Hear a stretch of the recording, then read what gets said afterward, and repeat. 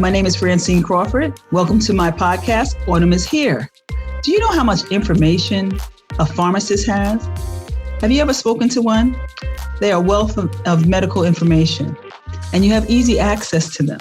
Well, tonight we're going to speak to a pharmacist, and he's going to give you gems that are going to benefit everyone, not just the senior, not just caregivers, but information that benefits everyone. So I'm excited tonight for our show. So let's welcome our guest.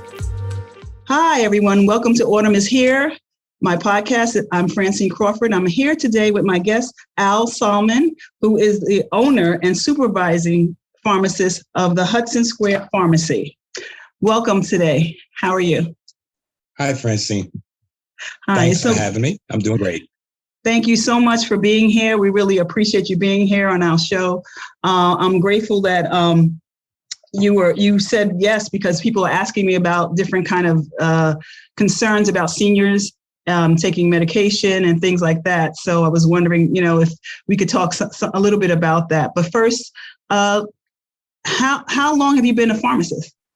I've been a pharmacist since 1981, graduated pharmacy school, and obviously worked in pharmacies even before that because I had pharmacists in my family. Oh. And one of my first jobs, even in high school, was just working at a local neighborhood pharmacy. So I've been in the pharmacy business in all aspects of it for quite a long time. Oh, great. So where you are at now, how long have you been at the Hudson Square Pharmacy in that location? I've been the supervising pharmacist for 3 years. I've been with the store. Actually, I started the store, and the store is 12 years old. So really? Yes. Wow. So you get to know the neighbors and the neighborhood and things like that. Absolutely. Well, that's what makes independent pharmacists different, that we're there all the time.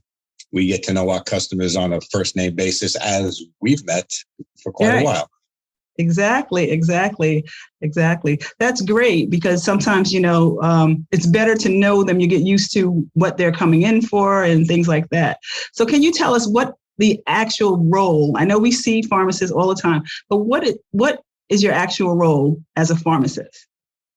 Well, we'll accept the prescriptions from the physicians, of course, and input it in the computer. We'll double check for interactions, make sure the dosage is correct, fill the prescription, and then come to the counter and ask if there are any questions or concerns about the medication. If it's a new medication for a customer and they're very concerned about possible side effects, drug interactions, and oftentimes patients are a little intimidated by the doctors and don't want to really ask those questions. Or in these days now with telemedicine, they don't get that personal feel because everything is done over a computer. And I can just stand there 2 feet away and look for someone eye to eye and get some in-depth questions and in-depth answers and try to put someone at ease even before they take the medication. So if I can do my job, I'm making them feel better before they've even taken the medication. Okay, so you said you double check. Do you ever have to call back a doctor, or do you check when you double check? Is this if you see something that may not align with what they're getting? That can happen. That can happen. It doesn't happen often, but with dosages and making sure the dosage is correct, and as anyone, doctors make mistakes too, and they may just put an input error, and instead of putting a 1, they put a 4 or a 3 instead of the number of teaspoons or the number of times a day. And if it doesn't align correctly with what is a standard dosage, I can ask the patient, hey, does this make sense to you? And that happens, a couple of times a month. And, really? and sometimes they'll tell me, yes, we discussed this. I discussed this with my doctor, and it's a higher dosage because of so and so and so. And then I feel much better. And if that's not the case, then I'll call the doctor, of course, and get the correct dosage. Oh, okay. Okay. That's good to know. So my show is about seniors and people who care for seniors, caretakers or nurses aides or their family members. And it's about getting information to them, things for them to look out for their seniors or even seniors themselves to be aware of. So I noticed you mentioned something though about telemedicine. And now that everything is digital, and I know it's a lot different, do you see that seniors are having problems with that, or are they adapting to this digital world? I I would think. I don't know personally because I don't often know if the patients are being seen via telemedicine, but I would believe that the older the patient is, they're more likely to go see their doctor because they have a history with their physician. Whereas the younger generation doesn't feel well, they wake up, they'll do a couple of clicks and they'll log on to blah, blah, blah, md.com. Okay. So, and it's even more important when you're getting older as a senior to have someone who knows your patient history and to actually feel you, check you, and to check all the bases rather than just doing it over a computer. Right. And then right. oftentimes, parents will take their parents to the doctor just to make sure everything's okay. So my feeling is that for seniors, they will almost often go see their physician unless it's some type of acute emergency that there's maybe an eye infection that can be easily diagnosed over the phone or via computer. But for high blood pressure and, cholesterol, all those other possible problems that can arise, you really need to see someone personally, especially if they know your patient history and you have a 10, 20, 30-year relationship with your physician. Okay. So is there anything that is common that comes up with seniors as far as the medication or something that you see all the time? Oh, sure. The older we get, even my age now, we get a little forgetful these days and we don't remember. Did we take our pill? Did we, how come I have a couple of extra of these pills and few short on the other pill? So it happens all the time. Just patient compliance is, I think, the biggest problem. The medication can't help you if you're not taking it correctly or not taking it at all. And it's very important for parents or children, older children, to come up with a system to be able to help a senior or even for them to keep track of all the medication that their parents have taken over the course of a week, 2 weeks, or once a month. Okay, so that's great. If they should have some kind of system put in place that they can keep up with the medications. Oh, sure. If you see your parents once a week, so let's pick a day. Let's pick a Sunday. You come over and put together their medication in patient compliance containers and break it down how many times a day, fill up their bottles and fill up their little containers so they know this has to be taken Monday morning, Monday afternoon, Monday night, or Tuesday morning, Tuesday night. And if that's set up correctly, it makes it very easy for anyone to be able to take their medication. And if they forget, then the tablet is right there in the little container and they know they forgot it.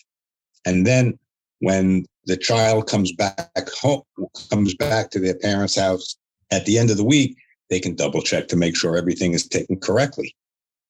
Okay. Is there a way that can you put someone else's name on the records? Because I know if you call in, you have a record of everybody who received their prescription.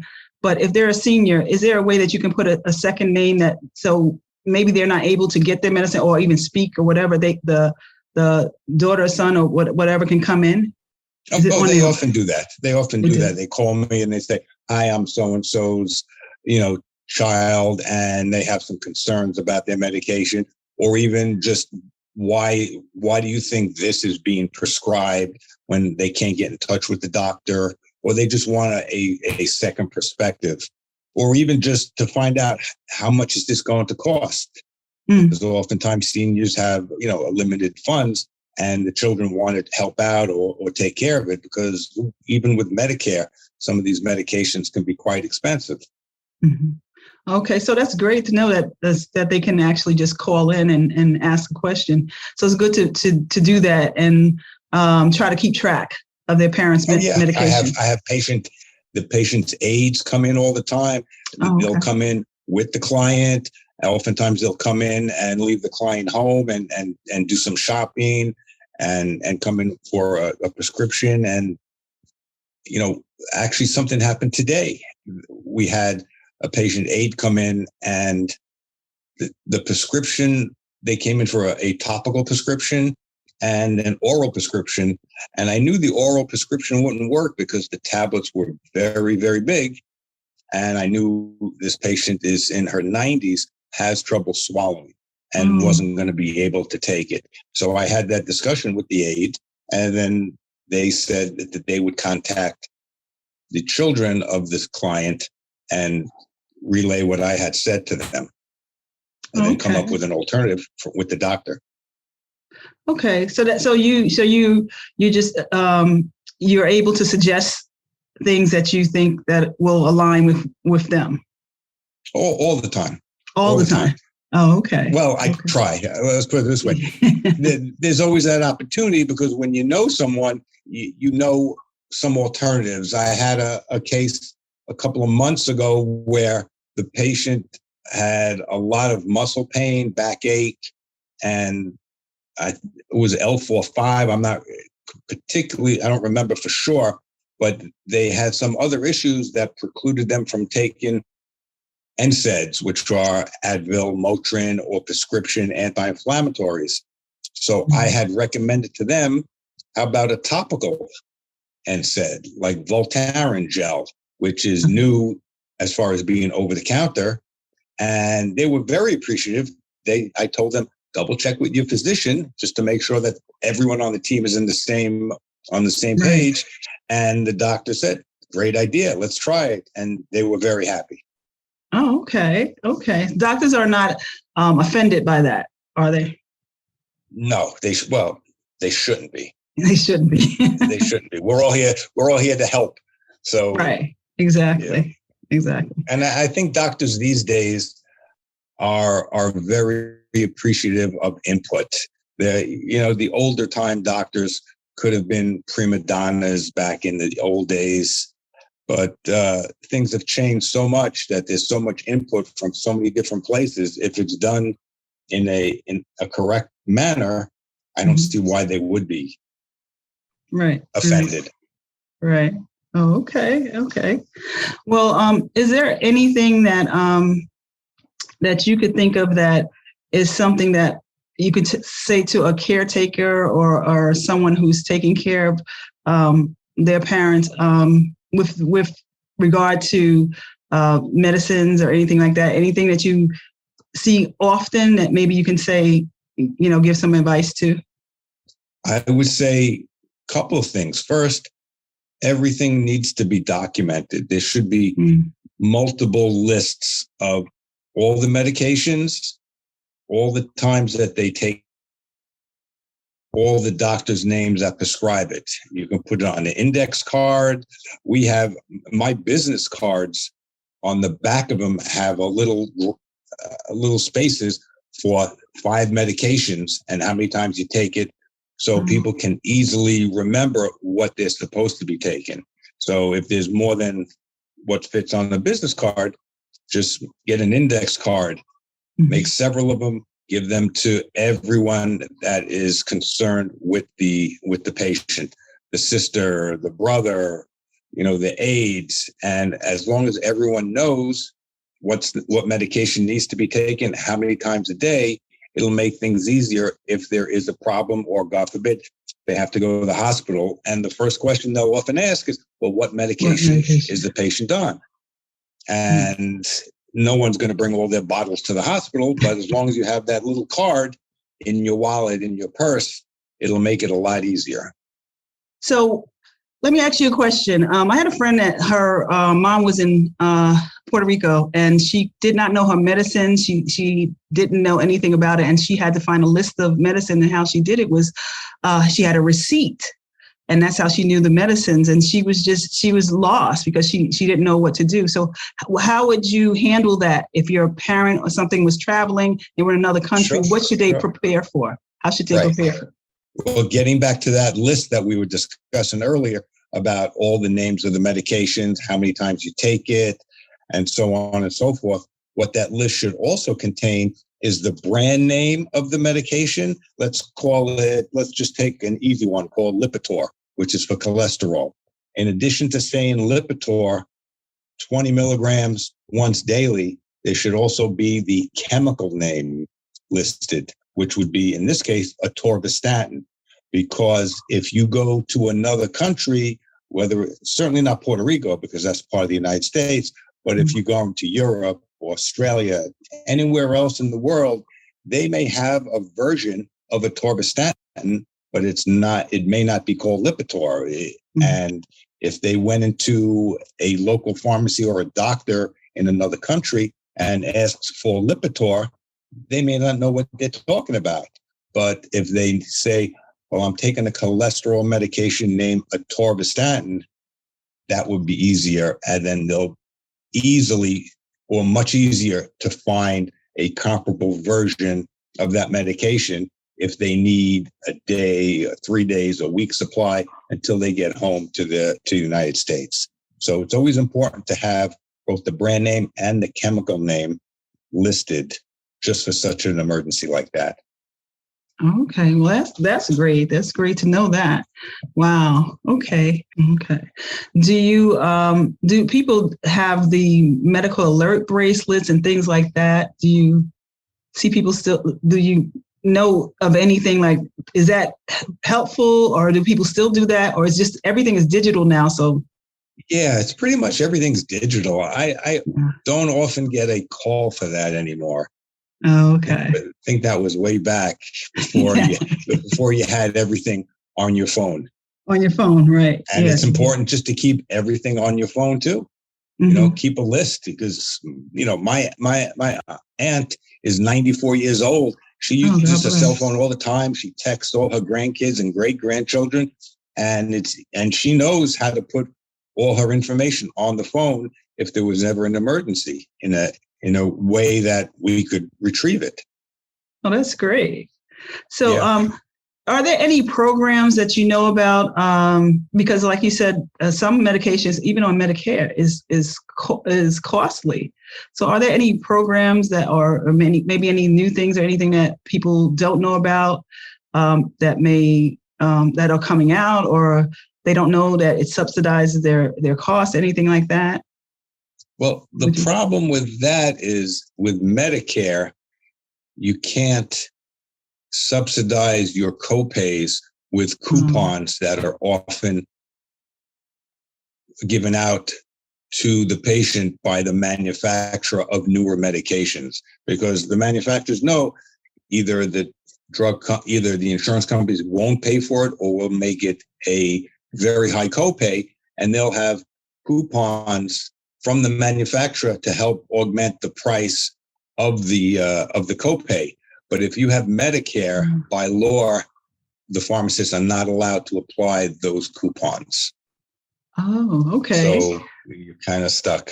But that's interesting to know, because some people don't have Medicaid, and they're not aware of all the coupons and things like that can bring it down. For sure. So that, like any new drug that comes out, if your doctor prescribes it, all you would need to do is type in the name of that drug.com, and the manufacturer will have a website with all the information for patients, for professionals, and quite often there'll be a savings program header on the top somewhere, and clicking on that will often help the price of a copay.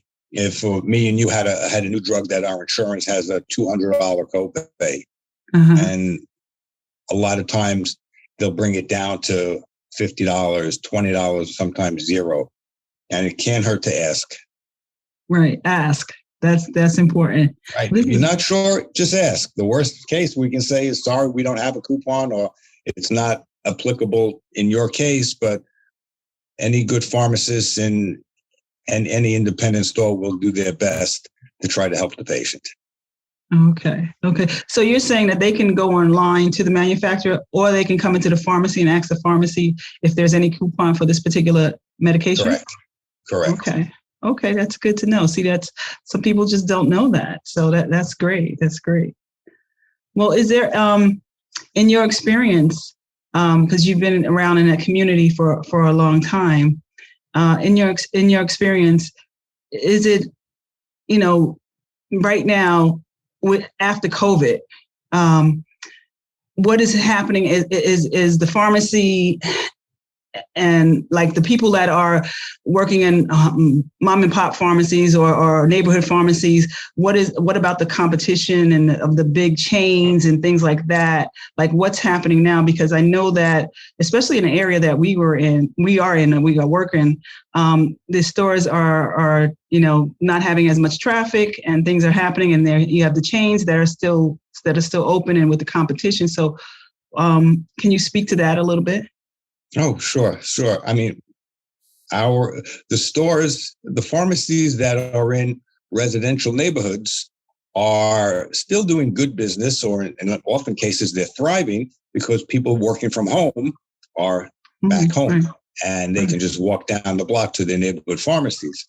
In my case, and in a lot of stores that have mostly commercial clients as their clientele, if they're working from home, we've lost 90% of our walk-in traffic.